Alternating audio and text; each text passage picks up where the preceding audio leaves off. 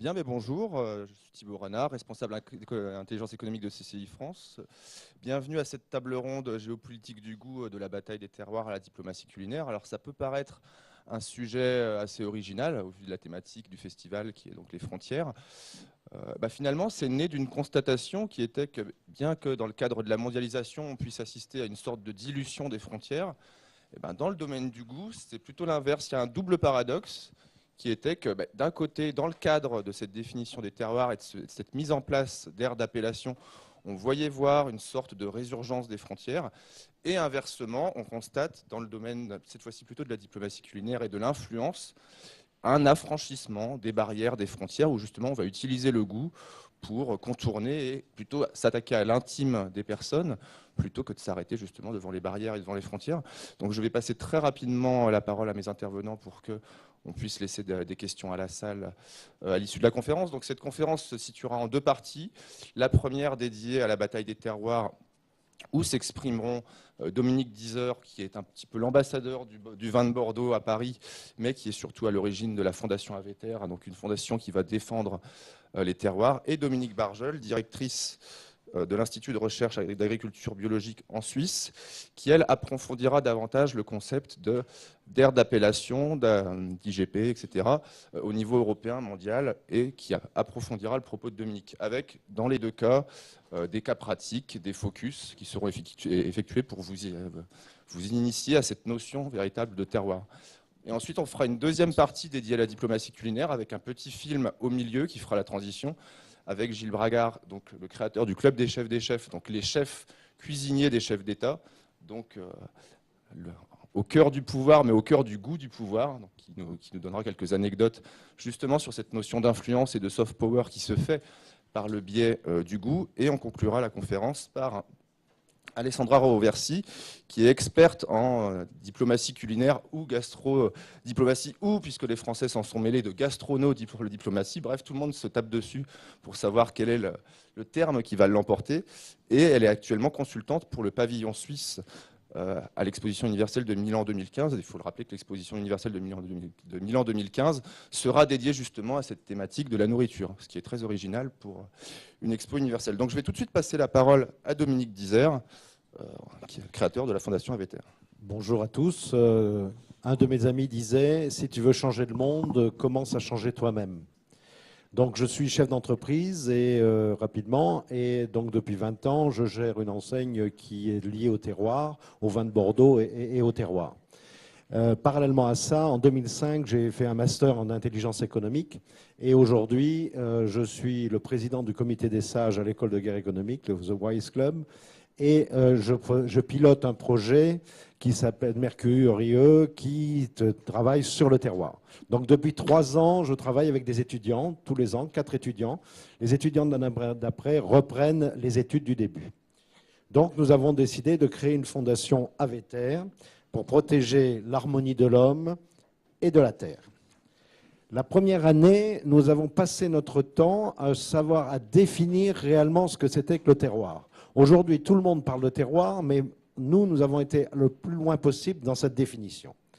Et nous avons défini que le terroir est d'abord un espace géographique et social délimité dans lequel une communauté humaine construit au cours de son histoire un savoir collectif de production fondé sur un système d'interaction entre un milieu physique et biologique et un ensemble de facteurs humains. Il en découle une originalité, une typicité et une réputation, validée et reconnue en tant que telle par tous, spécifique au produit final. Ce qui conduit à avoir une vision enracinée de l'homme dans son environnement physique et sociétal. Grâce à cette originalité, cette typicité et cette réputation, le terroir est un outil aujourd'hui d'influence culturelle essentiel et remarquable pour être utilisé par toutes les parties prenantes.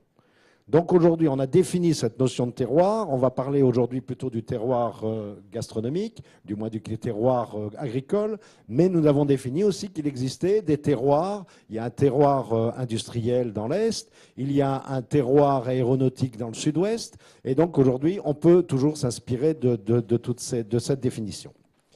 Quel est notre objectif? Quel est l'objectif d'Avéter? C'est créer à terme une fondation de défense du terroir. C'est quoi défendre le terroir? C'est mettre en lien des professionnels et des passionnés autour de 4 piliers. Qu'est-ce que nous voulons faire? Nous voulons d'abord créer des groupes de réflexion, faire de la production de connaissances que nous allons diffuser à tous, identifier des problématiques stratégiques, ce que je vais vous expliquer tout à l'heure, et protéger les labels et les brevets. Aveter, c'est d'abord une école de pensée qui se repose sur la notion de terroir comme levier d'un développement harmonieux et de société et un modèle économique. On veut former, fédérer, diffuser et partager. Et en fait, on aimerait créer à terme, c'est peut-être ambitieux, mais il faut avoir des objectifs ambitieux, c'est d'avoir une vision du mieux coopérer. Donc, pour vous matérialiser tout ceci, je vais vous présenter quelques cas qui ont été traités, des cas aujourd'hui de réussite dans ce monde du terroir. Le premier cas que nous avons étudié, ça a été la protection du Parmigiano Reggiano. Donc le fromage, je vais passer rapidement sur ce qu'est le parmesan. C'est un fromage granuleux, connu sous l'appellation de grana. En 1934, face à la concurrence des produits d'imitation moins coûteux, les producteurs se sont regroupés pour former un consortium. Le consortium del Formaggio de Parmigiano Reggiano, qui représente aujourd'hui les intérêts de 409 fromageries dans une région de 3676 producteurs. Les facteurs clés du succès, d'abord, il y a eu des mesures juridiques qui ont été prises dans les années 50. Ils ont obtenu une protection juridique internationale du parmesan par la reconnaissance de la zone géographique spécifique liée à un mode de production spécifique. Et ensuite, c'était de contraindre les États à reconnaître cette appellation d'origine dans la Convention internationale de 1951, prohiber l'utilisation des fausses appellations d'origine sur les terroirs. Il y a eu aussi, ces gens ont mis en profit les traités internationaux avec l'arrangement de Lisbonne, traité en 1958, administré par l'OMP intellectuel, de l'Organisation mondiale de la propriété intellectuelle, sur la protection des appellations d'origine et leur enregistrement international. Traité qui interdit de copier les produits d'appellation d'origine, même si le produit est accompagné d'expressions telles que genre, type, façon, imitation. Ensuite, il y a une mise en place des critères de l'appellation DOP, appellation d'origine contrôlée, alimentation réglementée des vaches, foin uniquement pour fourrage, normes concernant la production. Depuis 1991, le parmesan râpé doit être emballé dans la région d'origine. Réglementation de marquage, chaque meule doit porter la marque d'origine apportée par les diverses fromageries, dont notamment la dénomination Parmigiano Reggiano. Ensuite, la protection internationale des marques. Un combat permanent pour protéger les marques. Donc l'État italien, tous les acteurs se sont battus, ont mené un combat. Et les dernières actions qu'ils ont mises en œuvre et réussies, c'est un accord pour l'ensemble des territoires communautaires européens en 1996 avec une désignation d'origine protégée. Il y a une extension des responsabilités du consortium, aujourd'hui de veiller à ce qu'aucun autre produit ne porte des dénominations, marques ou autres signes distinctifs susceptibles de leur porter atteinte. En outre, le préjudice est d'induire, outre le préjudice à cette désignation, ou d'induire le consommateur en erreur. En fait, aujourd'hui, l'État complètement italien a, entre les douanes, les producteurs, tout le monde s'est associé pour protéger ce fromage. Et le succès, ce que disaient les Obertozzi, le président directeur, le succès de nos actions de protection démontre qu'une véritable protection, c'est-à-dire qu'il faut s'allier, est possible quand on travaille avec du sérieux et ténacité, surtout quand on travaille ensemble, que tous les acteurs se mettent ensemble. Et ce résultat les encourage dans la volonté de continuer à surveiller le marché, dans l'intérêt des marchés italiens certainement, dans l'intérêt des consommateurs.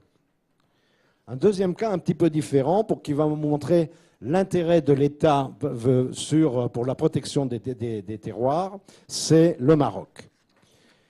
Alors, un tout petit peu, le Maroc, c'est d'abord un trésor du monde, un volet attachement au territoire, un savoir-faire traditionnel, une typicité et une authenticité des produits. Le terroir est considéré maintenant comme stratégique et pris en charge par l'État marocain. Mais une stratégie, la stratégie a été faite, ça a été de réviser. Avant ça, pardon, je vais vous faire un petit peu d'histoire avant de rentrer. Donc, sa culture, dans la culture le Maroc, de la culture du Maroc remonte au XVIIe siècle sur le safran. Et le Maroc était le 4e producteur mondial. Le terroir est donc le massif d'Asouira. Et avant 2004, le prix était peu rémunérateur pour les producteurs. Donc, une première initiative qui a été faite par le gouvernement, ça a été de créer des coopératives. Et une première étude indique que la nécessité de valoriser et de protéger le produit.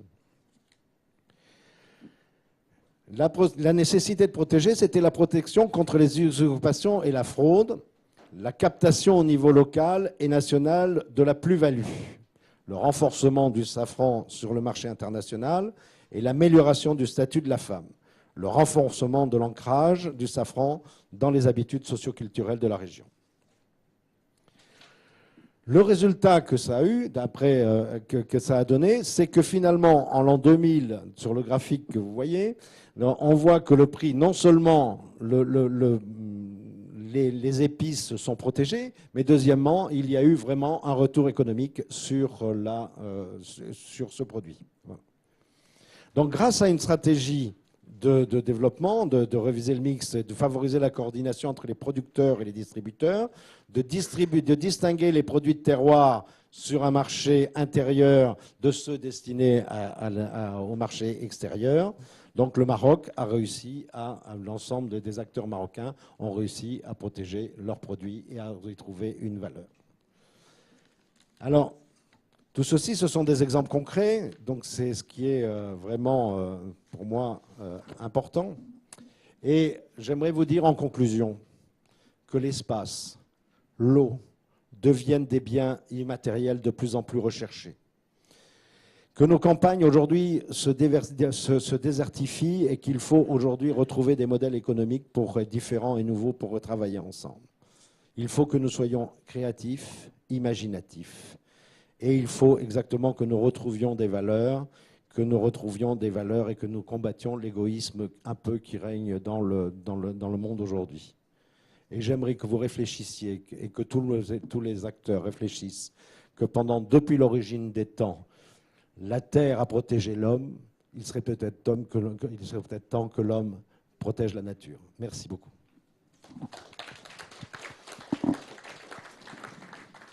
Alors, merci beaucoup Dominique. Donc on voit bien que grâce à ces études de cas, pour peu que les acteurs aient les relais suffisants, la motivation suffisante, la volonté de coopérer suffisante, on peut défendre un terroir, le valoriser. Simplement, maintenant, il faut connaître les arcanes de la définition d'un terroir, les arcanes nationales, mais aussi européennes, dans le cas qui nous intéresse, puisqu'on est une conférence franco-suisse, et aussi mondiale. Donc c'est justement Dominique Barjol qui va nous approfondir le sujet et nous permettre de comprendre concrètement qu'est-ce qu'on entend par terroir et comment est-ce qu'on le défend dans les différents niveaux. Merci beaucoup, Monsieur Renard, pour votre invitation. Donc, c'est avec plaisir que je vais vous parler un petit peu de la notion de terroir telle que nous, on l'interprète aussi en Suisse. Donc, actuellement, je suis directrice suppléante de l'Institut de recherche de l'agriculture biologique. L'agriculture biologique, c'est aussi un moyen de préserver les terroirs qui est extrêmement pertinent. Je ne sais pas si vous connaissez le Romanée Conti, qui est un grand cru de Bourgogne, qui n'affiche pas trop le fait qu'il est en bio, mais en fait, à l'image de Romanée Conti, beaucoup de grands crus maintenant se sont convertis à l'agriculture biologique, voire l'agriculture biodynamique. Donc voilà, c'est un peu le terroir qui m'a amené au bio. Mais à l'origine, j'ai d'abord mené une bataille. Je vous ai amené quelques exemplaires de ce petit ouvrage qui vous retrace un petit peu la bataille qu'on a menée en Suisse il y a déjà quelques années pour faire reconnaître aussi, non seulement en Suisse, mais au niveau européen et mondial, les produits suisses comme des appellations d'origine, au sens que M. Rizer vient de le décrire. Bon voilà, j'avais repris une définition du terroir qui a été développée par l'Institut national de la recherche agronomique en France avec l'Institut national des appellations d'origine. L'Institut national des appellations d'origine, c'est vraiment l'institution de référence en matière de terroir et c'est, je crois, la France qui a la plus belle institution en la matière. Donc, je vous renvoie à cette institution si vous voulez plus de renseignements aussi. Je ne vais pas refaire la définition qui ressemble étrangement à celle que vous avez développée chez Aveter. Je voulais juste revenir en amont au fait que ce terroir, il est difficile à objectiver. Et c'est pour ça que dans toutes les définitions qu'on a, les définitions qu'on utilise dans le terrain pour qualifier les produits, mais aussi les définitions qu'on retrouve dans les accords, dans les lois au niveau des pays et dans les accords au niveau international, on prend en compte toujours deux dimensions dans ce qu'on considère faire la caractérisation d'un produit en lien avec son terroir. On prend cette dimension objective qui est vraiment la caractéristique organoleptique, la saveur, la texture, la forme d'un produit. Mais on va aussi considérer la dimension subjective, j'allais dire presque affective, que le consommateur peut entretenir avec un produit et qui se charge de symbolique, puisque ça va renvoyer à un territoire et des valeurs identitaires et à une certaine authenticité. Donc classiquement, le terroir, c'est une valeur objective qui est issue de deux composantes. Une dimension physique avec des facteurs liés à la géographie et une dimension humaine avec des facteurs liés à l'histoire. Voilà, je ne vais pas revenir beaucoup plus. On caractérise beaucoup les sols, le climat, le terrain pour faire des profils très scientifiques. Donc c'est un domaine très interdisciplinaire où tout le monde peut apporter sa contribution. Et d'un autre côté, on a des sociologues, on a des géographes qui vont parler de culture, de tradition, d'environnement socio-économique qui produisent un savoir-faire socio-technique. Voilà comment on arrive à qualifier le produit. C'est très important de pouvoir qualifier le produit parce que ces produits font l'objet de beaucoup de batailles.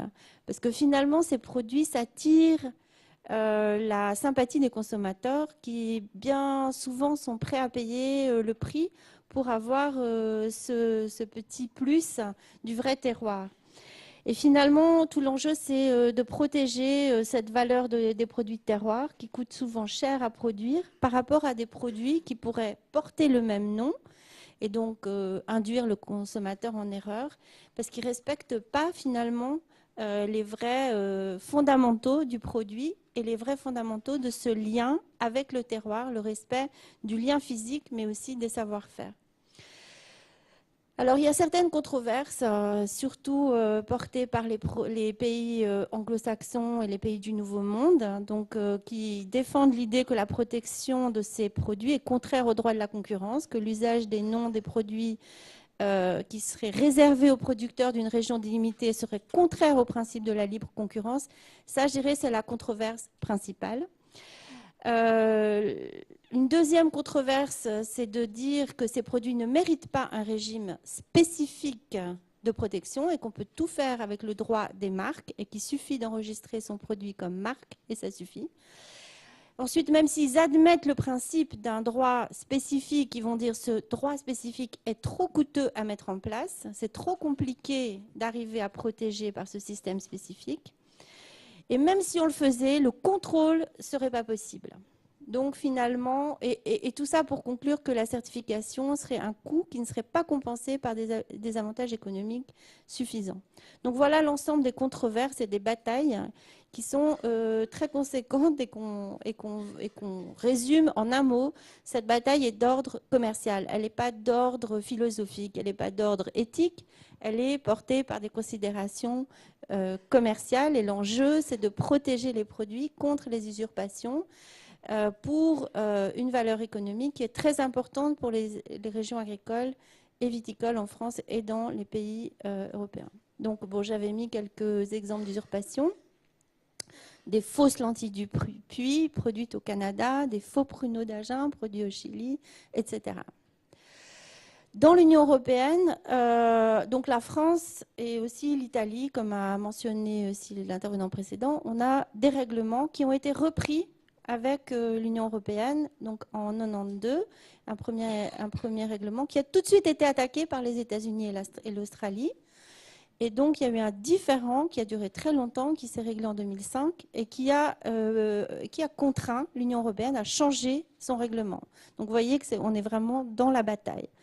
Donc le règlement a été changé et essentiellement pour permettre à n'importe quel producteur du monde entier d'aller directement à Bruxelles poser sa candidature. Alors vous allez me dire quel intérêt? Ben, les Américains étaient persuadés de noyer les autorités européennes sous un flot incessant de demandes que les Européens n'auraient pas été capables de traiter. Bon, ça n'a pas été le cas. Et d'autre part, les Européens ont dégagé l'examen des dossiers européens dans les pays. Ça veut dire que, voilà, en fait, au lieu de les traiter eux-mêmes à Bruxelles, ils les ont donnés à traiter à Paris, à Berlin, etc. Donc, ils avaient moins de travail avec les dossiers européens et ils s'occupent des dossiers étrangers. Mais il n'y en a pas non plus des masses. Donc voilà la structure du document qui demande au niveau de l'Union européenne pour enregistrer. Donc si vous êtes un producteur et que vous l'enregistrez, vous devez faire ce dossier qui comprend à la fois la dénomination du produit, mais aussi la description de votre produit, la description de votre aire géographique et surtout le lien au terroir. Et vous devez démontrer ce lien à la fois physique et à la fois socio-technique du produit avec son territoire. C'est ça qui va fonder finalement la légitimité de la protection. La France est le numéro 3 en nombre d'appellations d'origine enregistrées au niveau européen, après l'Italie et l'Allemagne qui a fait un enregistrement quasi systématique de toutes ces bières, et elle en a beaucoup. Donc voilà. Et ensuite, le Royaume-Uni, Espagne, Grèce et autres pays. Vous voyez quand même que c'est quelque chose qui va intéresser principalement 6 pays, mais le nombre ne cesse d'augmenter et tous les pays bientôt auront leurs AOP et leurs IGP enregistrés à Bruxelles. En termes de produits, les bières en premier, voilà, les fromages, enfin plutôt les fromages en premier en bleu clair, suivi des bières, et les viandes, mais aussi les produits de la viande comme les charcuteries. Alors ensuite, donc il y a le niveau du pays, le niveau européen, et ensuite au niveau international. On voit que les batailles sont avec les Américains, avec l'Australie, avec la Nouvelle-Zélande. Et finalement, où est-ce qu'on en est au niveau international? On sait que les échanges aussi se globalisent toujours plus. Eh bien, on a une protection internationale, mais qui vaut surtout pour les vins et spiritueux. Et depuis longtemps, les batailles vont fort pour dire on va rester dans ce régime qui est surtout bien pour les vins et spiritueux. Et on va se cantonner là. Et on va faire une protection finalement essentiellement basée sur le droit des marques. L'arrangement de Lisbonne, mentionné pour la protection du Parmigiano Reggiano, il est très bien et il est équivalent quasiment à la protection européenne, mais il ne concerne que 28 États, dont plus de la moitié sont des pays européens. Donc finalement, nos produits sont très mal protégés, par exemple aux États-Unis, par exemple en Australie, mais aussi dans toute l'Amérique du Sud. Il y a énormément de problèmes encore de protection. Voilà, je vais peut-être m'arrêter là, parce que je pense que j'avais encore le cas du gruyère. Bon, le cas du gruyère, il est très sensible dans cette région, parce que vous savez que la Suisse et la France se disputent depuis de nombreuses années, ou se sont disputés beaucoup l'appellation gruyère. Donc j'ai quand même voulu amener ce gruyère suisse avec moi dans mes petits bagages. Donc on est arrivé à un accord finalement il y a quelques années entre la Suisse et la France. L'enjeu, c'était de ne pas voir le gruyère devenir un nom générique qui aurait pu du coup être disponible pour tous les produits gruyère, de type gruyère, disons, de par le monde. Donc la France a fait une IGP pour un gruyère que, bon, en tant que Suisse, on ne considère pas tout à fait comme gruyère.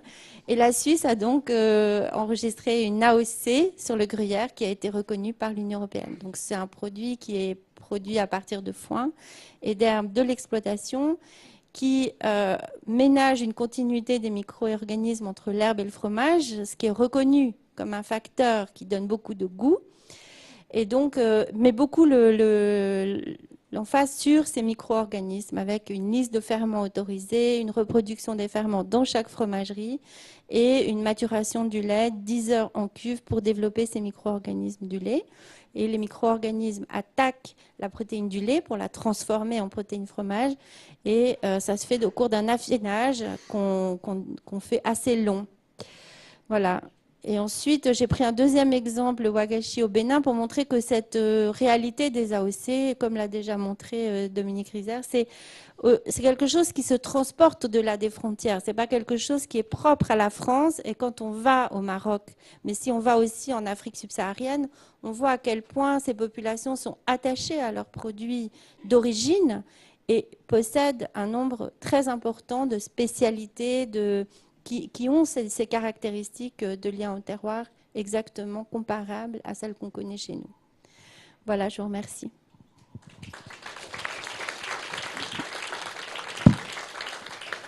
Alors, merci beaucoup Dominique. Donc, on concentrera toutes les questions à la fin. Je suis sûr qu'il y en aura, notamment par exemple sur le fameux traité transatlantique qui, a priori, devrait avoir un gros impact justement sur cette notion de terroir. On a vu qu'il y a déjà des affrontements entre l'Europe et les États-Unis sur cette question et ils ne sont pas prêts de s'arrêter avec les négociations actuelles sur le traité transatlantique. Je pense que ce qu'on peut retenir de cette première partie, c'est que le terroir, c'est à la fois quelque chose de très objectif, très clinique, avec des affrontements commerciaux, etc., mais aussi une dimension subjective, parce qu'on parle très souvent de goût, de ce qu'on mange, etc. On est de l'ordre de l'intime. Et c'est plutôt cette dimension subjective liée à l'influence qu'on va aborder dans la deuxième partie avec Gilles Bragard et Alessandra Roversi. Donc, en transition entre ces deux sessions, je vais vous présenter un petit film qui présente le Club des chefs qu'a créé Gilles Bragard pour cette initiative qui a été prise pour réunir les chefs cuisiniers des chefs d'État. Et après cette présentation qui illustre très bien même l'attachement des chefs d'État à cette notion, Gilles Bragard développera quelques anecdotes d'influence par ce biais. Alors c'est parti pour la vidéo. Le Club des chefs est aujourd'hui le club gastronomique le plus exclusif du monde, puisque pour faire partie de ce club, il faut être chef cuisinier d'un président, d'un roi d'une reine ou d'un grand second. Et ils se réunissent chaque année pour découvrir un nouveau pays, pour découvrir ses traditions gastronomiques, sa culture.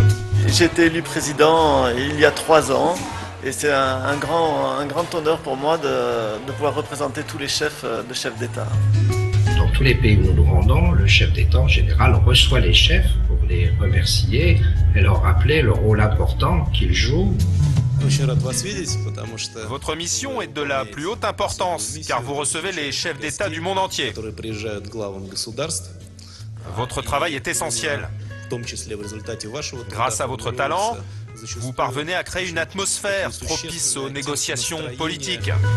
Vous faites un métier qui est très utile aussi pour les relations internationales. Car selon que vous allez apporter un peu de bonheur à ceux que vous allez recevoir, il peut sortir une négociation heureuse ou malheureuse.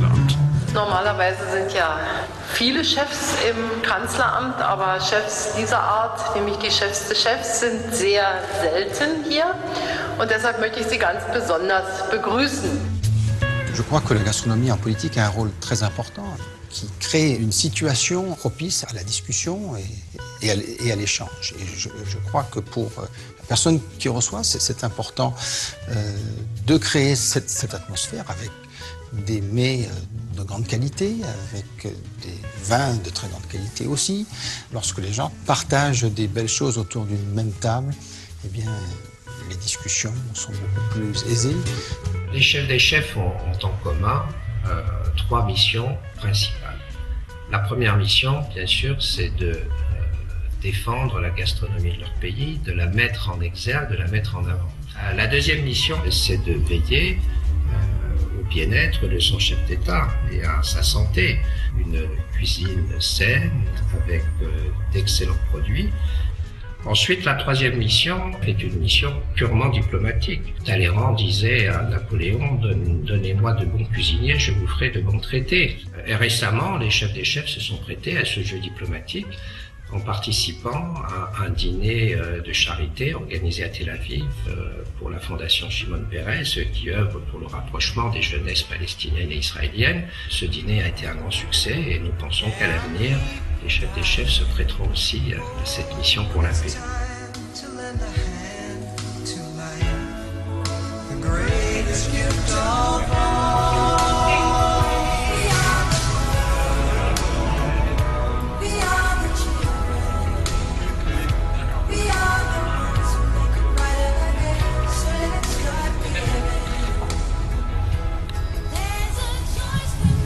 Mr. Secretary General, and please allow me to call you my dear colleague, even if your mission is slightly more important than mine. Indeed, I'm lucky enough to be in charge of the most amicable international organization in the world, the Club des Chefs des Chefs. I'm pleased to be here today. In my job as Secretary General, I meet the many chefs that are chefs of gouvernement, ministers, and also I visit many places around the world. As I said again, one of my many pleasures of my job is sharing meals cooked by some of the world's top chefs. And whenever I visit some places, the last lingering memory in my head is how good the meal was.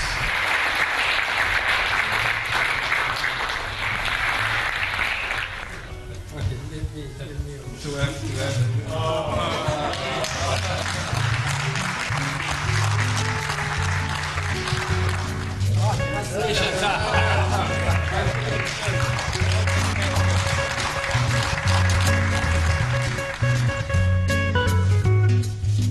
Le premier repas des chefs, oui, qui était le 23 novembre 77. C'est à peu près, les tables étaient mises à peu près comme ça. Voilà, la même. On les a mis spécialement pour vous aujourd'hui.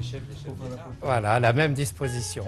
Et c'est à l'issue de ce dîner qu'on a décidé de créer le Club des chefs des chefs. Ouais, ouais. Tous les chefs qu'on avait réunis étaient tellement contents de se retrouver entre eux. Donc aujourd'hui, le Club des chefs est devenu une véritable institution.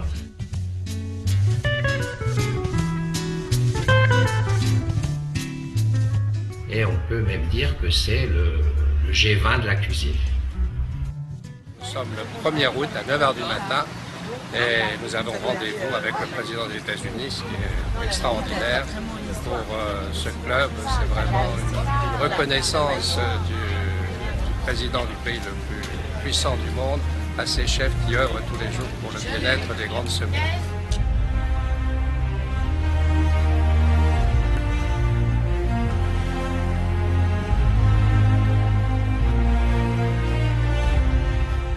Very exciting. It tickles a little bit in the stomach. Right here. It's really exciting. And people are so nice. All the staff here is just so nice and friendly when you get in. You feel so welcome.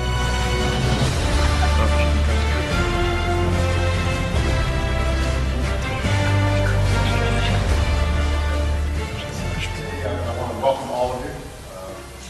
Some of your food I've enjoyed in the past during various state visits, and I know that all of you work very, very hard, not only to do the best for the President, the Prime Minister, the Chancellor, but also to represent your country, the wonderful cuisine that your country represents. So we hope that you enjoyed our hospitality while you are here.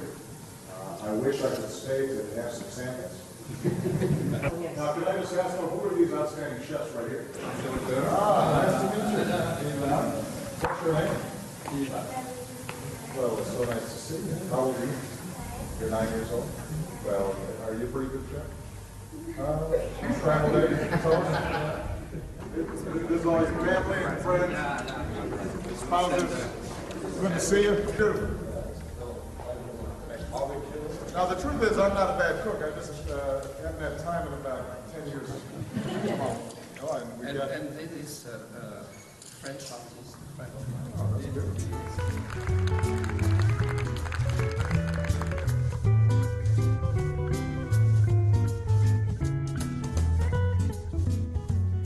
Et en plus, on est reçu reçus dans de très bonnes conditions à chaque fois. Et ça, et on est un petit peu dans l'envers du décor. Nous, on est toujours derrière, et là, on se trouve en lumière, et c'est quand même très agréable. The club Chef to Chef has been a great opportunity for me. Since 2003, when I had the honour of becoming a member of the club de Chef to Chef, I've made some incredible lifelong friends. Et aujourd'hui, les chefs des chefs communiquent entre eux, collaborent entre eux, mais surtout sont devenus de véritables amis.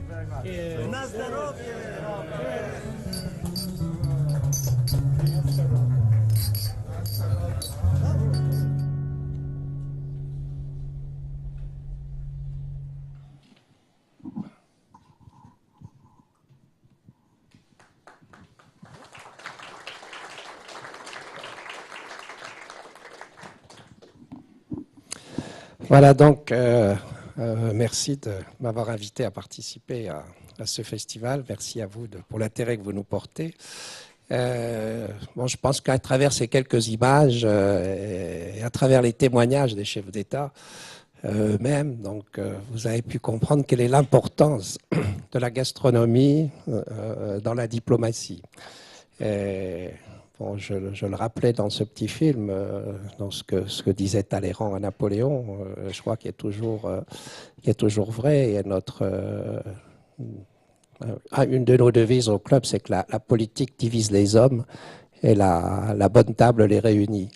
Et je crois que ce qui est valable au niveau diplomatique est valable également dans la vie privée, est valable dans les affaires, le fameux repas d'affaires, bon, qui est peut-être plus aussi fréquent aujourd'hui. Là, je m'adresse à un connaisseur à ma droite. Mais la table est vraiment un lieu de partage. C'est un lieu où on se met tous d'accord. Qui n'aime pas bien manger, hein? Qu'on soit de droite, de gauche, blanc, noir, jaune, je crois que tous les hommes et les femmes aiment manger. Donc, on se réunit déjà autour, on a déjà eu quelque chose de commun. Hein? Tous, on aime. Donc ça, c'est vraiment quelque chose de formidable. Et je crois que dans la communication, parce que la diplomatie, c'est bien, mais là, il faut échanger pour trouver des accords. L'échange, c'est souvent par la parole. Mais vous avez des échanges qui se font sans parole et qui sont, à mon avis, très importants. C'est la musique. Vous pouvez réunir des gens de tous les pays, de toutes les langues, de toutes les cultures. S'ils savent jouer un instrument, ils vont jouer ensemble sans parler. Et vous avez aussi la cuisine, de faire la cuisine ensemble, par exemple, ou de déguster quelque chose ensemble. C'est un moment de communication qui traverse, vous n'avez pas besoin de langue, c'est un petit peu l'espéranto. Hein, tout le monde peut communiquer. Bon, il y a également, on peut citer le sport. Hein, vous pouvez jouer, vous pouvez rassembler des jeunes de tous les pays, leur faire jouer au football, au basket, ils vont communiquer. Et je crois que la gastronomie a un rôle éminent à jouer dans tous les rapports entre les hommes. On voit dans le film Shimon Peres, à l'occasion du dîner qu'on avait organisé pour sa fondation. Shimon Peres a créé une fondation qui réunit les jeunesses palestiniennes et israéliennes à travers des clubs de sport. Donc on a visité, c'est vraiment intéressant parce que vous voyez des jeunes qui arrivent, les petites palestiniennes avec leur foulard, les petites israéliennes, tout le monde s'embrasse, ils jouent ensemble, non pas l'un contre l'autre, hein, vous avez compris. Et il y a vraiment quelque chose de formidable dans ce rapprochement entre ces enfants dont les parents s'entretuent. Et on a donc fait un dîner, on avait demandé à 5 cuisiniers de chefs d'État de venir faire un dîner de charité pour financer la fondation. Et j'avais demandé que la brigade de cuisine qui allait aider les chefs soit composée de 50% de chefs palestiniens et de 50% de chefs israéliens. Mais c'était vraiment formidable, hein, et de les voir tous travailler ensemble. Et à l'issue du dîner, bon, il y a eu les discours. Shimon Peres n'était pas là, c'était son fils qui présidait le dîner. Et dans mon petit mot, j'ai dit c'était vraiment formidable de voir ces Israéliens et Palestiniens travailler ensemble sous le même uniforme. Donc la veste de cuisine devenait un symbole de paix. plutôt que on échangeait le treillis militaire contre une veste de cuisine qui les unissait. Et ma proposition, partie dans mon élan, je dis, voilà, j'espère qu'un jour, toutes les familles israéliennes inviteront une famille palestinienne à sa table et vice-versa. Et là, grand silence. Mon auditoire israélien n'était pas peut-être encore apte à suivre, sauf une table de Français qui étaient des amis à moi qui ont applaudi. Bon, je suis reparti un peu déçu. Et le lendemain, on avait un déjeuner avec Shimon Peres. Et pareil, même topo, on me demande de dire un petit mot et je redis ce que j'ai dit la veille. Et là, Shimon Peres se lève et m'applaudit. Et là, toute l'assistance se levait et applaudit. Je dois dire que là, j'étais rassuré de voir que mon message avait quand même eu un peu d'écoute et se faire applaudir par un des prix Nobel de la paix, ça m'a fait chaud au cœur. Mais c'est pour dire combien ce genre d'expérience doit se démultiplier. Et je crois que plus les gens vont partager quelque chose autour d'une table, plus on pourra faire progresser, même si c'est de quelques centimètres, de faire progresser la paix. Donc, j'espère que toutes ces initiatives vont essayer de les développer dans des régions entre des pays qui se regardent en chien de faïence. On peut imaginer un dîner entre des Indiens et des Pakistanais à la frontière, toutes sortes de choses. Donc, c'est des initiatives qu'on essaye à travers le Club des chefs de développer. On essaye de bénéficier de la notoriété qu'a le club à travers chaque rencontre annuelle, comme vous l'avez vu, nous permet de rencontrer les chefs d'État, d'avoir une approche directe avec les chefs d'État. Donc je suis persuadé que ce mouvement va s'amplifier. Et d'ailleurs, tous les gouvernements maintenant, enfin les principaux gouvernements s'y intéressent. Le département d'État aux États-Unis, sous l'influence d'Hillary Clinton, quand elle était chef de la diplomatie américaine, a créé un département de gastrodiplomatie qui fonctionne bien, avec vraiment, c'est une institution. Ce mouvement de gastrodiplomatie s'est engagé à reconnaître certains chefs américains comme ambassadeurs des États-Unis. Ambassadeurs fictifs, non pas. Mais ils envoient ces chefs un peu partout dans le monde à la demande des ambassadeurs américains dans les différents pays pour faire des dîners, pour faire des échanges culturels, etc. Et les Américains considèrent que la cuisine fait partie intégrante du soft power, au même titre que la littérature, que la musique, que le sport. Ils investissent énormément maintenant dans ce domaine. Et à l'exposition de Milan, où nous serons aussi, nous devons faire une conférence avec les chefs des chefs au pavillon américain avec les responsables du département d'État, donc pour développer toute cette idée. Donc voilà, si vous voulez, ça c'est un des thèmes qu'on développe. Et il y a un autre aspect aussi diplomatique qui va rejoindre ce que disait Dominique tout à l'heure, les deux Dominique, sur les terroirs. Les cuisiniers et les chefs d'État sont les ambassadeurs de leur propre gastronomie. On n'imagine pas servir à l'Élysée de la cuisine italienne dans un dîner d'État. Si à titre privé, le président veut manger des spaghettis, ça c'est un autre problème, c'est sa vie privée. Mais en public, toutes les manifestations publiques, le chef se doit de mettre en honneur les produits français, de mettre en honneur la gastronomie française, comme c'est le cas pour son collègue en Italie. Vous allez dans un dîner d'État, vous êtes reçu par le président d'Italie, vous aurez systématiquement des pâtes. Pourquoi ? Parce que le visiteur, quand il arrive en Italie et qu'on ne lui sert pas de pâtes, il est déçu. Moi, des dernières fois que j'ai vu Hollande, il rentrait d'un voyage au Japon, on me dit j'étais déçu parce qu'on m'a servi de la cuisine française. Mais ça, c'est un autre sujet, les Japonais, je vous en dirai un tout petit mot. Donc, je crois que c'est important aujourd'hui. Bon, la mondialisation, on la retrouve dans la cuisine. Hein, ça s'appelle quoi ? Ça s'appelle la cuisine fusion. La cuisine fusion, ça amène quoi ? Ça amène de la confusion. On ne sait plus ce qu'on mange, on mélange tous les ingrédients, et ça, c'est pas tout à fait ce que pratiquent les cuisiniers et les chefs d'État. Et je pense que c'est important que toutes ces racines culinaires soient conservées. Un de nos devises aussi, c'est de dire que la meilleure cuisine du monde est la cuisine de votre mère. parce que c'est là qu'on apprécie le plus. Et dans chaque pays, dans chaque région, vous avez des choses excellentes. À partir du moment où ça vient du terroir, ça vient du fond de votre culture. Et aujourd'hui, les gens sont à la recherche de leurs racines, et de leurs racines culinaires aussi. C'est extrêmement important. Oui, je parlais des Japonais. Pourquoi les Japonais, enfin, à la cour de l'empereur du Japon, c'est la cuisine française qui domine. Toutes les réceptions sont faites avec des plats français. C'est la cuisine française, des vins français, etc. Bon, ça doit dater de l'ère des Meiji, je ne sais pas, quand ils ont voulu se montrer qu'ils étaient capables de s'occidentaliser. Il y a une seule exception, c'est quand ils reçoivent des Chinois. Vous savez qu'est-ce qu'ils font comme cuisine? De la cuisine chinoise. Pourquoi? Pour leur montrer qu'ils sont capables de faire mieux que les Chinois.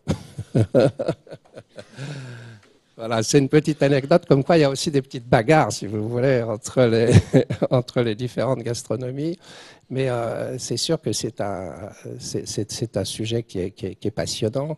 Et les chefs d'État eux-mêmes, pourquoi, si vous voulez, ils y accordent de l'importance? Parce que pour eux aussi, c'est des moments de détente. Quand vous avez des discussions ardues, etc., vous passez à table, c'est un petit moment de relâchement, c'est un petit moment où ils sont moins sur leur garde, donc le dialogue est plus facile.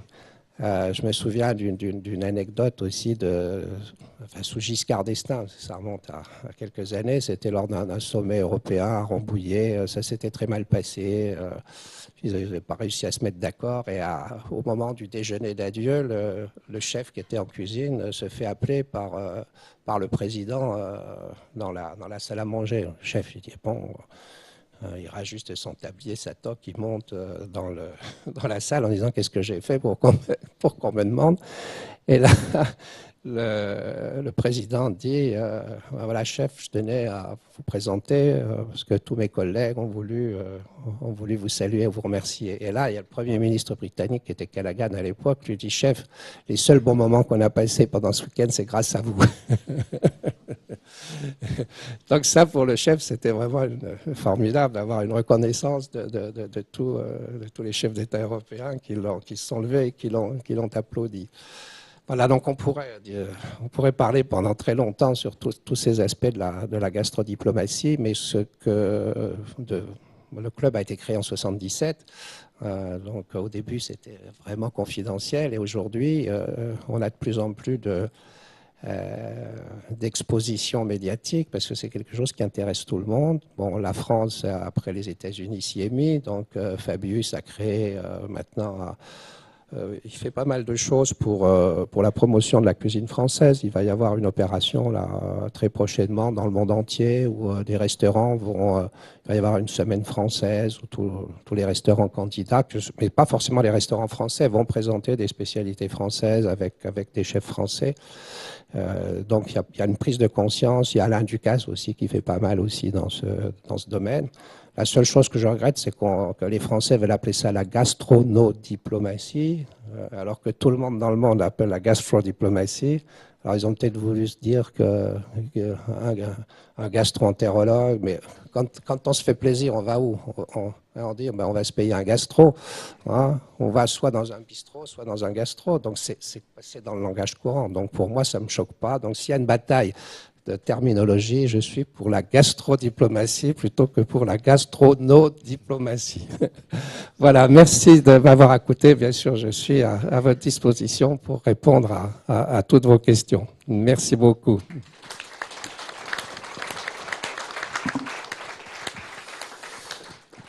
Merci Gilles, et pour la précision aussi, tout ce que vous développez est écrit dans un ouvrage qui s'appelle Chef des chefs, qui est disponible à la librairie en bas du festival d'Écrite, pour ceux qui veulent encore aller apprendre on y apprend vraiment plein de petites anecdotes, par exemple que le grand-père de Vladimir Poutine était le chef de Staline, le chef cuisinier de Lénine.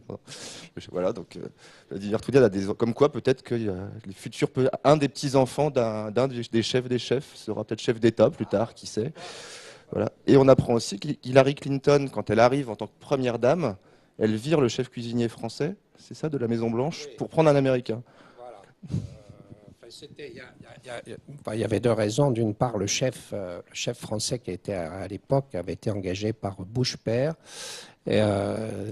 qui était quelqu'un qui aimait la gastronomie française, la bonne cuisine française, et le chef faisait une cuisine traditionnelle avec pas mal de crème, de beurre, etc. Et quand les Clinton sont arrivés, ils voulaient une cuisine plus légère. Et le chef n'était pas d'accord, vous étiez un chef un peu de l'ancienne école, n'était pas trop d'accord pour s'adapter à ces nouveaux clients. Je me souviens à l'époque, il m'a dit, ouais, moi, hein, si je veux mettre du beurre et de la crème, je mettrai du beurre et de la crème. Je lui ai dit, tu sais, fais attention parce que c'est quand même le client qui décide. Et 6 mois après, bien sûr, ça n'a pas collé.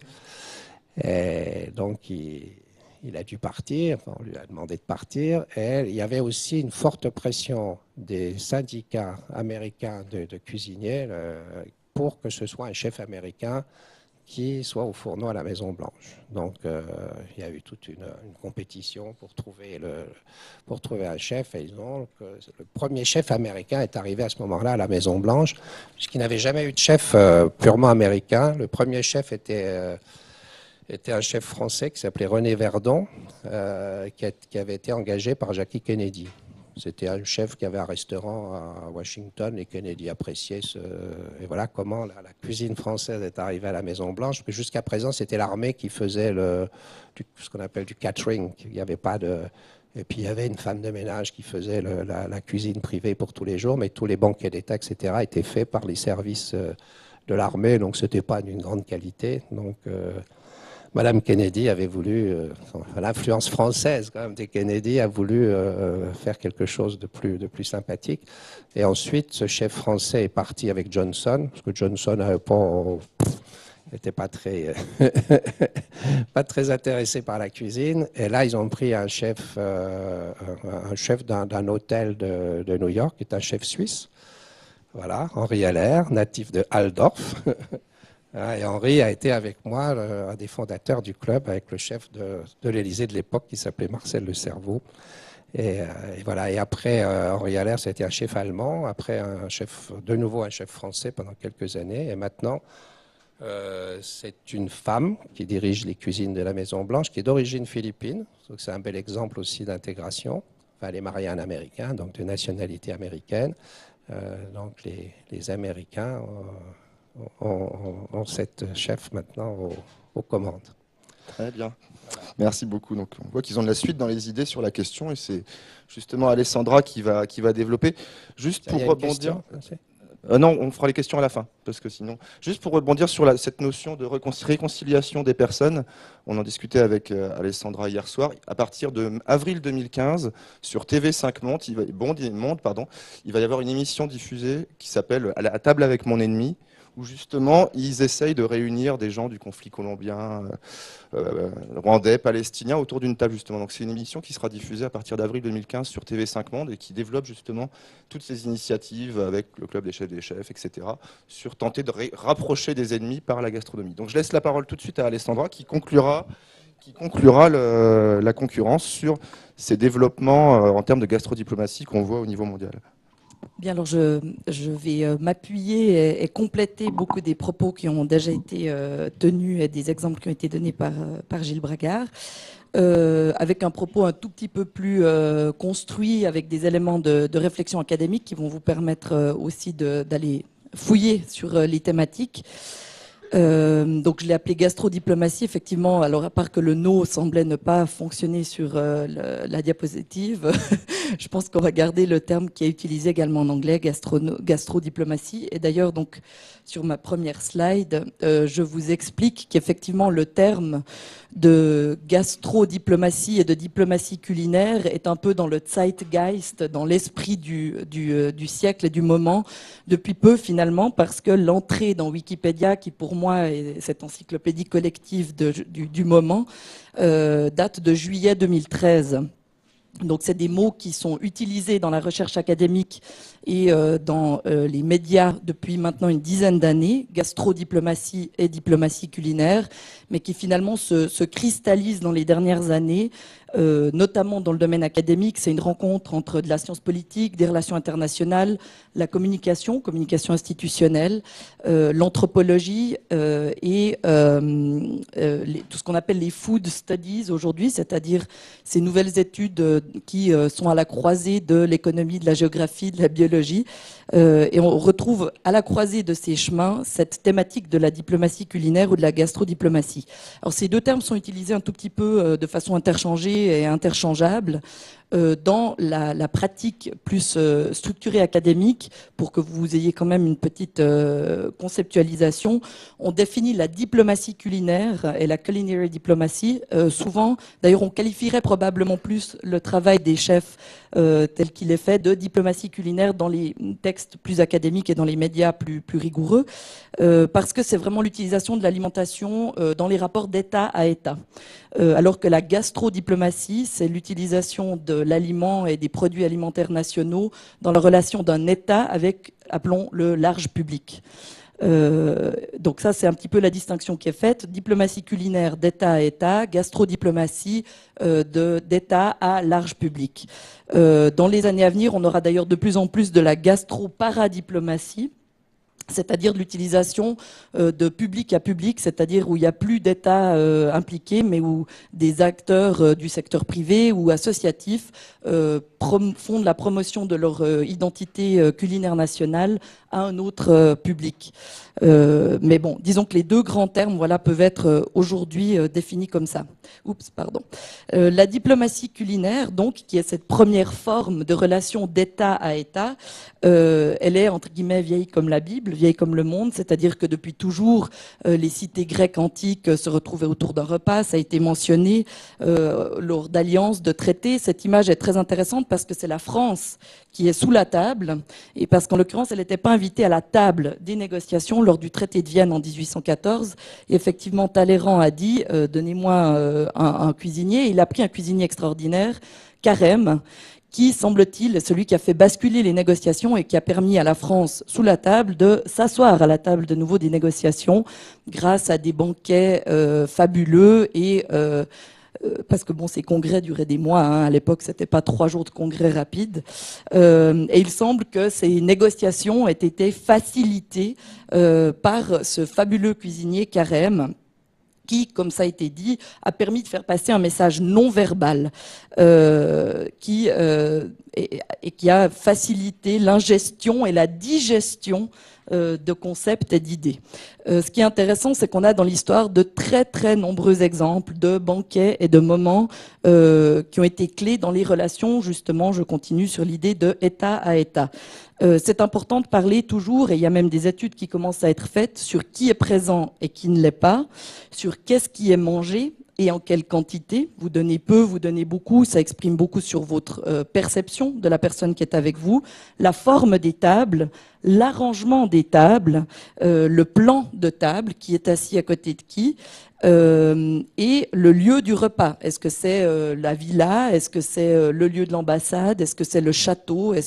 Donc tous ces éléments non formalisés, semble-t-il, pour le public, sont en fait vraiment très très voulus et très pensés, des fois de façon peut-être un peu inconsciente. Ça, c'est un exemple de 1987. Où le premier repas de Reagan et Gorbatchev à la Maison-Blanche, des articles comme celui-là décrivent le menu et expliquent même ce qui a été mangé.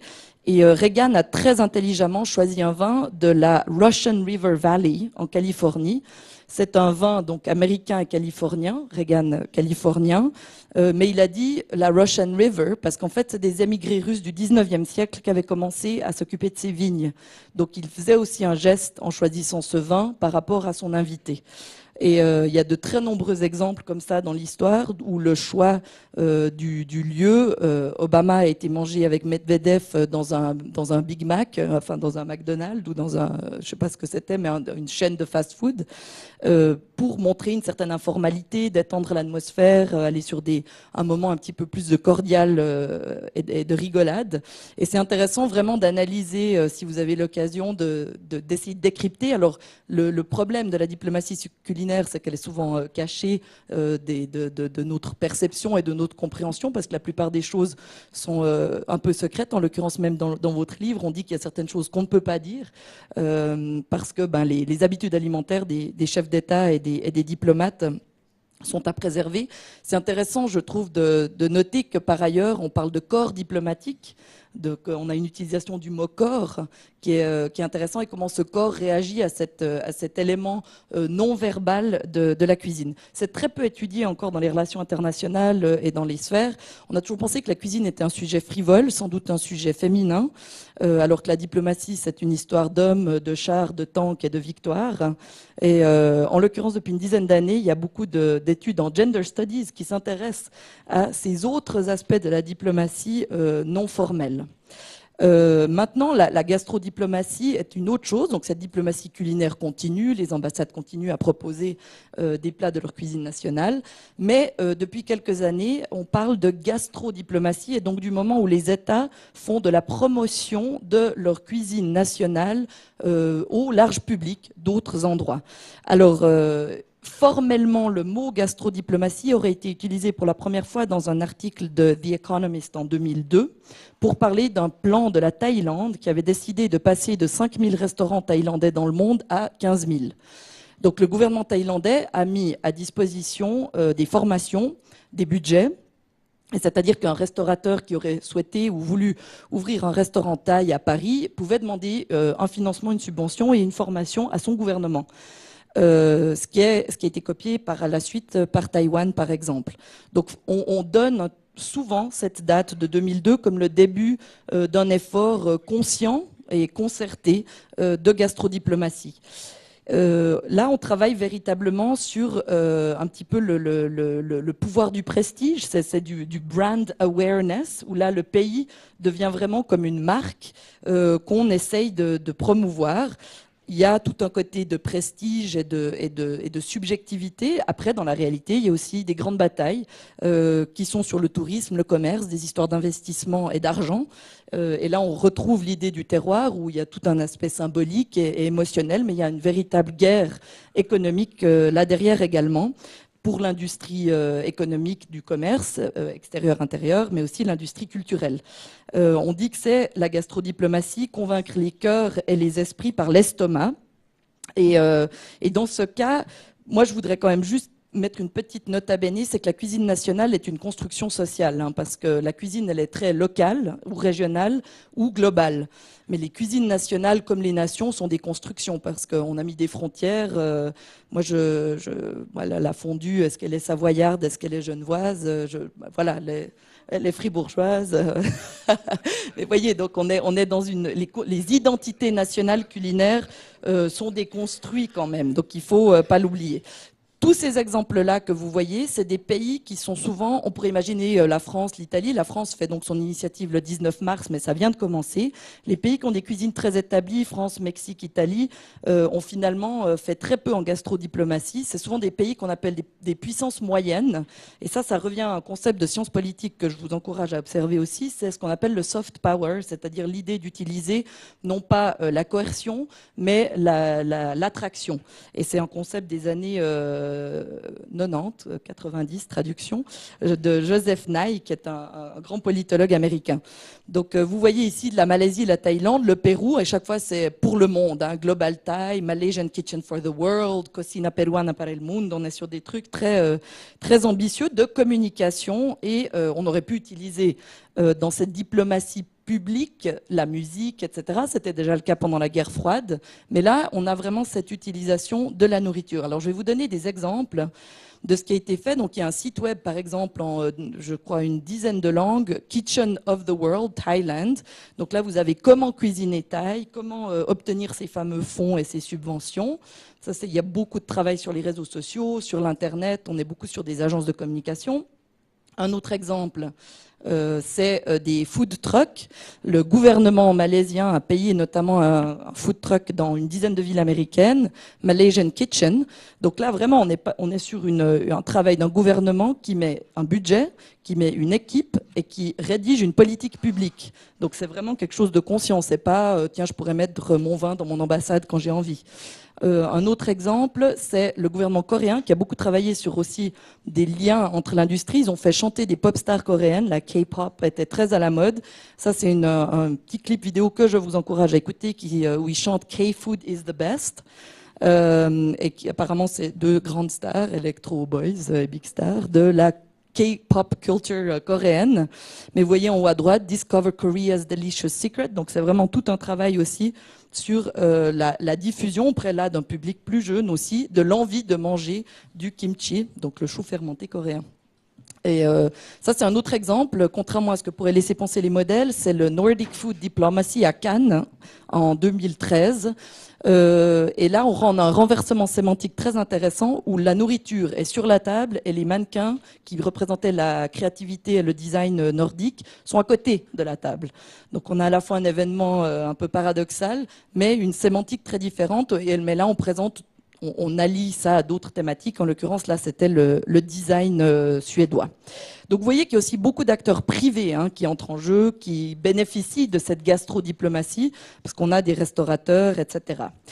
C'est pas évident de mesurer les résultats, comme vous pouvez imaginer, et c'est souvent ce qui a été critiqué dans ces efforts. Au niveau des élites internationales, il y a encore une lutte. Et elle se poursuit dans la gastrodiplomatie au niveau de l'UNESCO, où toutes les cuisines nationales, donc ces représentations, ces constructions, essayent de se faire enregistrer. Depuis 2010, quand la France a réussi à enregistrer le repas gastronomique à la française comme patrimoine immatériel de l'humanité, le Mexique a voulu faire de même, le Pérou essaye, tout le monde essaye de se faire enregistrer. Il y a la cuisine méditerranéenne, etc.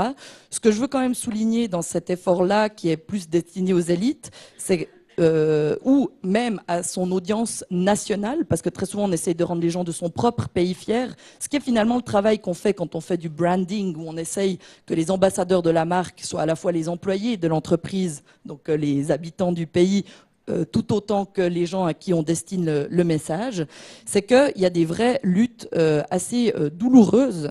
Les Turcs ont enregistré le keşkek, qui est un repas traditionnel de mariage, qui est aussi utilisé en Arménie. Et il y a dans les médias d'énormes batailles virulentes et très conflictuelles. Et je veux juste souligner que la gastrodiplomatie, malheureusement, des fois se termine en gastronationalisme, où on a une bataille qui là n'est plus sympathique et cordiale, mais on se retrouve dans des batailles au niveau du houmous, notamment, où les pays on essaye de rentrer dans le livre Guinness des records comme le plus grand houmous. Donc on a l'Israël, la Palestine et le Liban, mais on perd un tout petit peu là de la légèreté et de la frivolité du sujet, parce que là on est plus dans une continuation de, pour le coup, non pas de soft power mais de hard power, c'est-à-dire de conflits religieux, ethniques, sociaux et politiques. Donc là, la kimchi diplomatie, la dim sum diplomatie, elle est parfois triste et non pas joyeuse. Et il ne faut pas oublier que, comme dans toute relation politique, elle est parfois plus douloureuse que frivole. Ce qui est intéressant, c'est que dans notre monde de plus en plus immatériel, quelque chose d'aussi matériel finalement que l'alimentation, avec toutes les symboliques que ça peut porter, a été choisi comme thème de l'Expo 2015, où je vous encourage à aller du 1er mai au 31 octobre 2015. Vous aurez des très nombreux pavillons. À droite, c'est la France. En bas à droite, c'est la Thaïlande, qui a fait un chapeau typique de paysans de rizière. Et en bas à gauche, c'est la Suisse avec les tours. Il y aura des représentations à la fois visuelles et intellectuelles de ce que chaque pays pense être son expression de son alimentation et de sa culture gastronomique. Donc là, ça va être vraiment l'explosion de la gastrodiplomatie à laquelle je vous encourage à aller pour essayer de comprendre comment les gens synthétisent leur propre perception de gastronomie. Voilà. Merci beaucoup, Alexandra. Donc voilà, Avant de laisser les questions à la salle, donc les grands rendez-vous, le 19 mars pour la gastrono, même si on n'aime pas ce terme, diplomatie française. Rendez-vous en avril sur TV5 Monde pour cette émission À table avec mon ennemi. Rendez-vous en mai, à partir d'avril-mai, à Milan 2015. Et l'année prochaine, un grand colloque international à Paris cette fois, qui s'appellera Table et diplomatie du Moyen-Âge à nos jours, où on espère bien que Alessandra et Dominique arriveront, soit en cuisine, soit sur la scène, à venir nous parler. Voilà, je laisse la parole à la salle, voilà, où quelqu'un est très motivé. Tiens. Bonjour à tous, moi c'est Aurélien. En fait, je suis étudiant en école d'agronomie, donc sur Nancy. En fait, c'est principalement par curiosité, donc je suis venu pour voir le lien avec la gastronomie, qui est le prolongement de l'agriculture. Déjà, merci pour toutes vos interventions. Alors bon, excusez-moi si je suis un peu long, je vais essayer de faire bref. Mes questions elles sont sous-tendues un peu par le même constat en fait, c'est de voir un peu le paradoxal qu'il y a derrière ces démarches de faire les chefs des chefs, faire la gastrono-diplomatie, quand on voit en fait un peu les désordres et les effets négatifs qui sont incontrôlés, qui sont produits par la mondialisation, de voir comment un peu il y a un rappel à l'ordre des États qui veulent maintenir une identité à travers la cuisine. Je trouve ça très paradoxal et très fort. Et en même temps, qu'est-ce que ça nous dit? Il y a un mot qui apparaissait, il me semble, dans le titre, c'était le mot terroir. Alors, je ne suis pas arrivé au tout début de la présentation. Je ne sais pas si vous l'avez redéfini. Vous l'avez fait? D'accord. Donc, en fait... Vu que j'étais pas là, vous allez confirmer ou pas ce que j'en sais. Donc en fait, un terroir, c'est un territoire qui est en interaction donc, avec sa culture, ses hommes, ses composantes donc, climatiques, édaphiques, donc des sols, et géologiques, et aussi animales et végétales. Donc on voit en fait que c'est une complexité de facteurs qui s'entremêlent et qui sont en cohésion et qui permettent au final d'aboutir sur des produits unique. Et en France, on a inventé en fait un type de, disons, de marketing. Vite une question. On a inventé l'AOP en fait pour protéger cette notion de terroir. Et d'accord, bon, c'est très bien. Je me tais. Est-ce que vous, en gros, je voulais juste vous souffler à l'oreille que vous qui êtes dans des cercles d'influence, est-ce que vous pouvez réussir à favoriser, par exemple, au niveau de l'OMC, la reconnaissance de l'AOP face aux marques qui sont des démarches privées, en fait. Alors, compte tenu du temps, je propose qu'on prenne tout de suite une seconde question et vous y répondez simultanément, si ça ne vous dérange pas. Donc, une autre question? Non, bon, bah, vous pouvez répondre.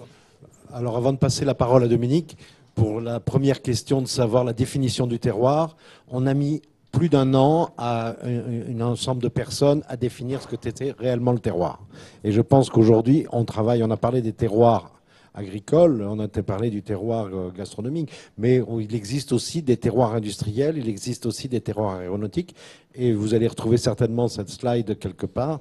Et vous pourrez vous inspirer de ça et vous saurez exactement ce que c'est le terroir. C'est très complexe en fait le terroir, voilà. Mais par rapport à l'OMC,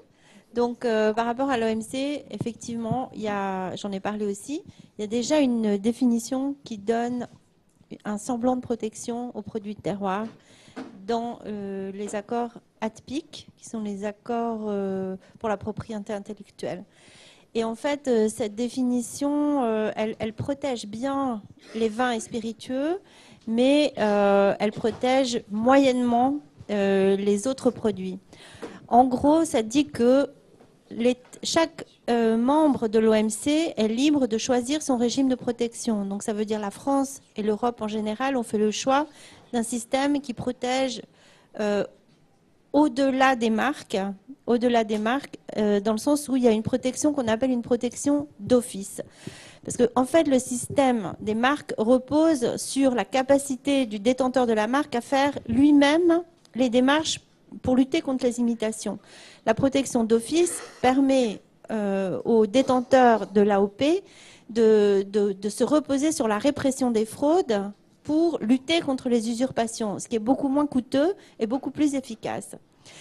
Donc voilà, ça reste un débat important de savoir jusqu'où l'Europe peut définir le niveau de protection et élargir la protection européenne au-delà du territoire européen. Pour ça, il faut aller à l'OMC.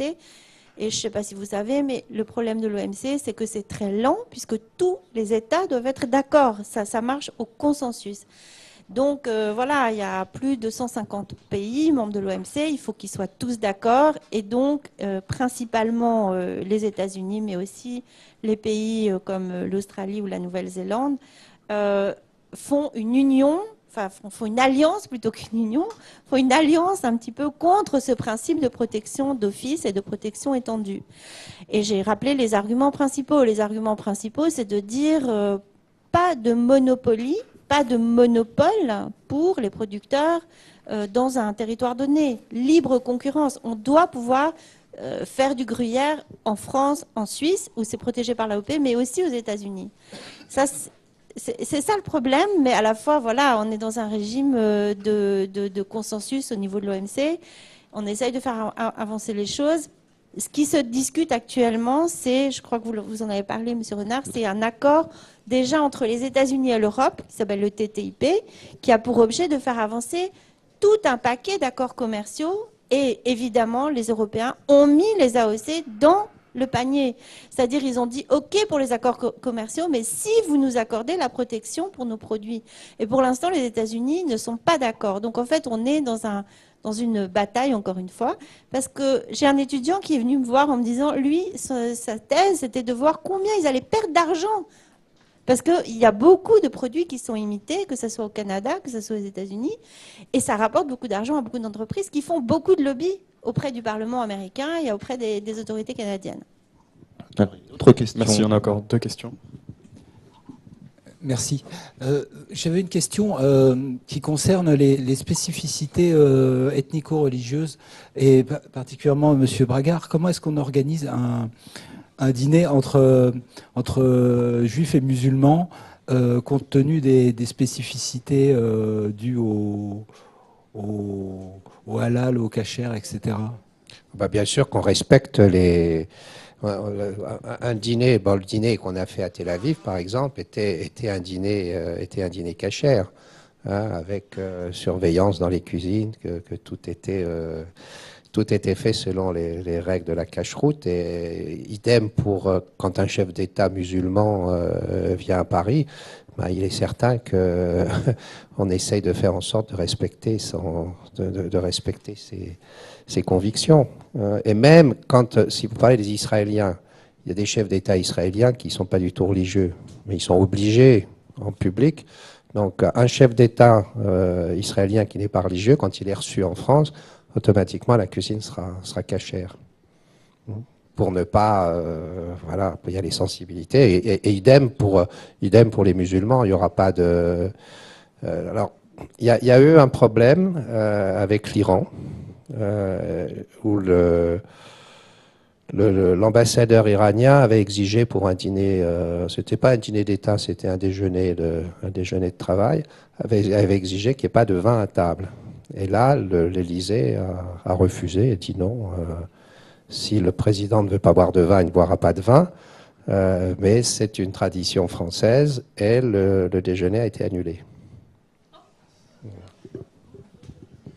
On peut peut-être encore se permettre... On ne force pas, si vous voulez, on va pas forcer les gens. Le vin, vous pouvez servir du vin, mais on n'en sert pas d'office. À ce moment-là, il y a de l'eau, il y a des jus de fruits, etc. Et les personnes peuvent choisir.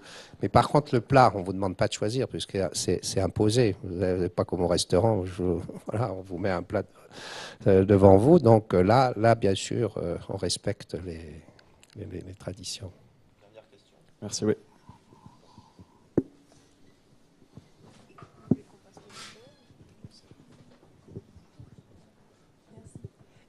Moi, j'avais une question assez frivole, mais il a été question beaucoup de produits, de terroirs, donc de ce qui est produit.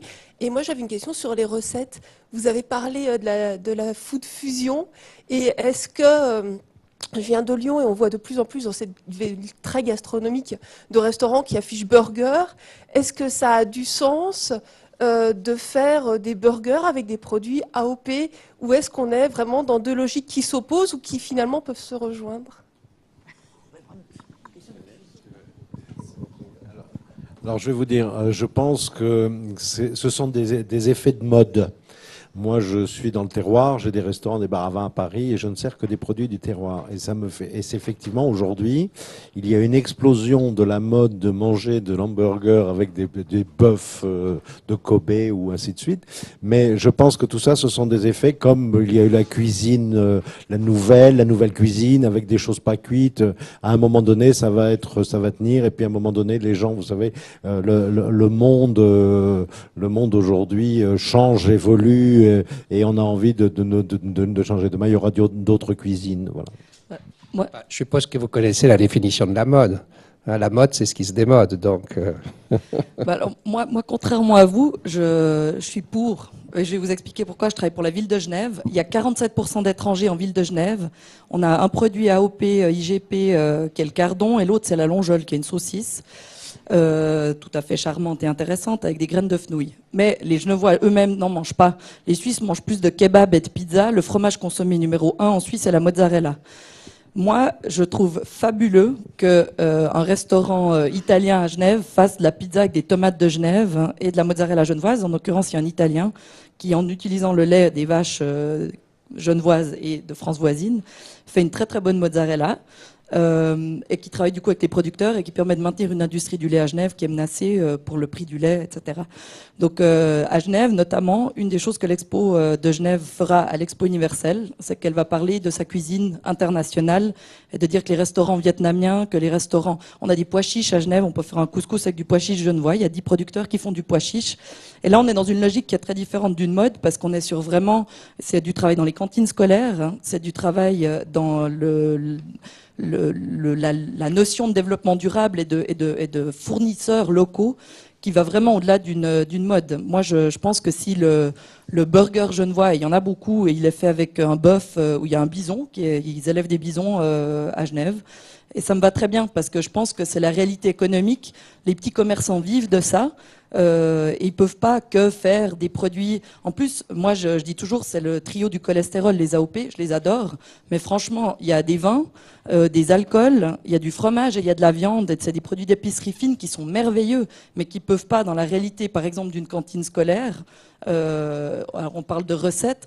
La fricassée de porc à la genevoise, c'est fabuleux. La fondue aussi. Simplement, des enfants dans une école, ils doivent manger varié. Si on peut leur faire des salades genevoises et puis que par ailleurs il y a des pois chiches dans un couscous genevois, moi je suis pour. Mais sur une autre logique qui n'est pas dans une logique de restauration, de communication, de recettes, mais vraiment sur une logique de commerce local et de développement durable. Voilà. Donc c'est un peu une autre. Oui, je trouve que c'est une bonne question et que ça conclut aussi bien notre séminaire ce matin. Moi, je trouve que c'est bien de faire découvrir aussi aux jeunes les produits du terroir et c'est pas forcément quelque chose qui se fait tout seul. Et de mettre du gruyère dans les hamburgers, je trouve que ça serait vraiment bien. Parce que du coup, au moins, ça devient accessible. C'est même plus qu'accessible. Ça rentre dans leur code de consommation. Parce que chaque génération a un peu ses codes. Et mes enfants, ils sont allés aussi au hamburger et au McDo, etc. Et maintenant, ils y vont plus. Mais il y a une phase où ils adoptent en fait aussi ce produit par les codes sociaux de leur génération et de leur âge. Donc moi, je trouve que voilà, c'est pour moi un très bon mariage.